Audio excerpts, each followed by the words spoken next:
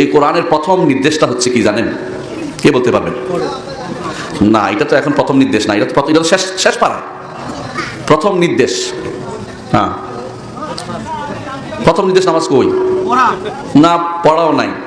এটা আপনাদের জানতে হবে। সূরা বাকারার 21 নম্বর আয়াত পর্যন্ত আল্লাহ বর্ণনামূলক জিনিস বলছে। যেমন বলছে আল্লাহর প্রশংসার কথা সূরা ফাতিহার মধ্যে, যে আমরা কি করব। আল্লাহ কোনো নির্দেশ দেন নাই। সূরা বাকারার 21 নম্বর আয়াত পর্যন্ত কোনো নির্দেশ নাই, সবগুলি বর্ণনা। মানুষকে 3 ভাগে ভাগ করেছে, জগতের মানুষকে 3 ভাগে ভাগ করেছে, ইমানদার, কাফের, মুনাফিক। 3 ভাগে ভাগ করার পরে আল্লাহ তাআলা প্রথম একটা নির্দেশ দিয়েছেন। সেটা কি আমি আলোচনা করতে চাচ্ছি। কে বলতে পারবেন? ইয়া আইয়ুহান নাস উবুদু রাব্বাকুমুল্লাযী খালাকাকুম। হে মানুষেরা, সমস্ত মানুষ, আদম সন্তান সবাইকে আল্লাহ একটা নির্দেশ দিচ্ছেন, একমাত্র ওই আল্লাহর ইবাদত করো যিনি তোমাকে সৃষ্টি করেছেন। এটা প্রথম নির্দেশ কোরআন কারীমের। কোরআনে কারীমে এর কোনো নির্দেশ নাই, আপনারা এখন পড়ে দেখেন, পুরোটা অর্ডার পাবেন না, শুধু বর্ণনা আছে।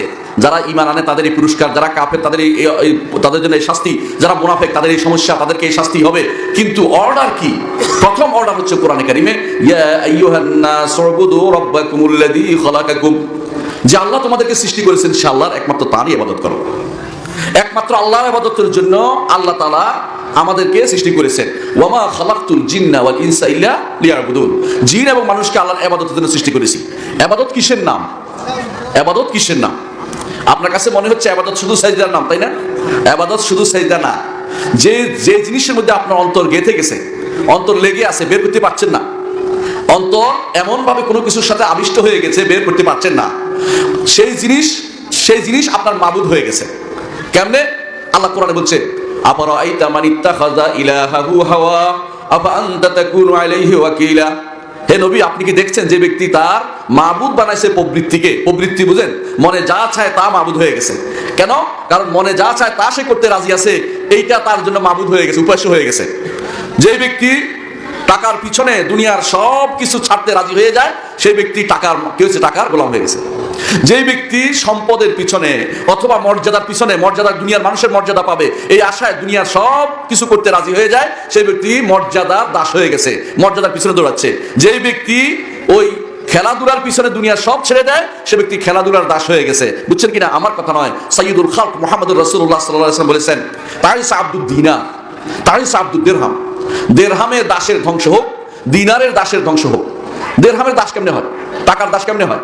মানে টাকার জন্য হেন কোনো কাজ না সে করতে রাজি নাই, সব করতে রাজি আছে। এর অর্থ হচ্ছে টাকার সে ইবাদত করছে, টাকার সে ইবাদত করছে। এরপর রাসূল বলেছেন তাইসা আব্দুল খামিসা, সে কাপড়ের ইবাদত করে, অর্থাৎ সুন্দর কাপড় পরার জন্য, সুন্দর কাপড় পরে বের হওয়ার জন্য দুনিয়ার হেন কোনো কর্ম না সে করতে রাজি নয়, এরকম নাই। এর অর্থ হচ্ছে সে এটার ইবাদত করতেছে। বুঝছেন কথাটা? যেটার সাথে অন্তর লেগে যায় এটা তার মাবুদে পরিণত হয়, এটা তার মাবুদে পরিণত হয়। ঈমানদার কাকে বেশি ভালোবাসে? আল্লাহকে। তার কোনো কিছু আল্লাহর কথার বাইরে যায় না, সে সবসময় বলে আল্লাহ যেটা বলছে এটাকে প্রাধান্য দিব।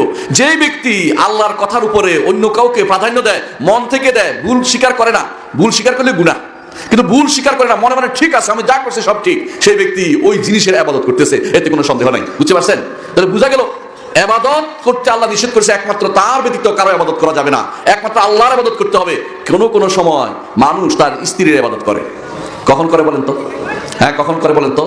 যখন স্ত্রীর কথা শুনে তিনি আল্লাহর ইবাদত ছেড়ে দেয়, স্ত্রীকে রাখার জন্য শরিয়াত বাইরে চলে যায়, স্ত্রী নাখোশ হয়ে যাবে। কখনো স্ত্রীও স্বামীর ইবাদত করে, আল্লাহর ইবাদত বাদ দিয়ে স্বামী যা কথা তা শুনে। স্বামী বলছে আমার দোস্তদের সামনে বসে গল্প করবা, এখন দোস্তের সামনে বসে গল্প করতেছে, কারণ স্বামীর ইবাদত করতেছে, সে আল্লাহর ইবাদত সে করে নাই। বুঝা গেল ইবাদত হচ্ছে এমন জিনিস যা অন্তরের মধ্যে লেগে যায়। বেশি ভালোবাসে যেটা আল্লাহর চেয়ে বেশি ভালোবাসে, আল্লাহর চেয়ে বেশি যার জন্য বিনয় হয় সে তার ইবাদত করে। দুনিয়ার যে জিনিস হোক না কেন, সেটা সবচেয়ে নিকৃষ্ট জিনিস হইতে পারে, সবচেয়ে নিকৃষ্ট জিনিস হইতে পারে। প্রবৃত্তির দাস কেন বলে? প্রবৃত্তি বুঝছেন কিনা? মনে যা চায় তা, হাওয়া, মনে যা চায় তা, তার দাস কেমনে হয়? এইভাবে দাস হয় যে মানুষ এর পিছনে লেগে থাকে, ভালোবাসে, এবং এটার পিছনে যত বিনয় প্রকাশ করে। কেউ কেউ চাকরির ইবাদত করে। চাকরির ইবাদত বুঝেন কিনা? কিরকম চাকরির ইবাদত হচ্ছে? এটা আল্লাহ কি বললো, রাসূল কি বললো কোনো কথা নয়। আমি আমার চাকরি বাঁচাতে চেষ্টা করতেছি, এখন হালাল হারামের তোয়াক্কা করার আমার সময় নাই। সে ব্যক্তি কিসের ইবাদত করতেছে? চাকরির ইবাদত করতেছে। বুঝছেন তো?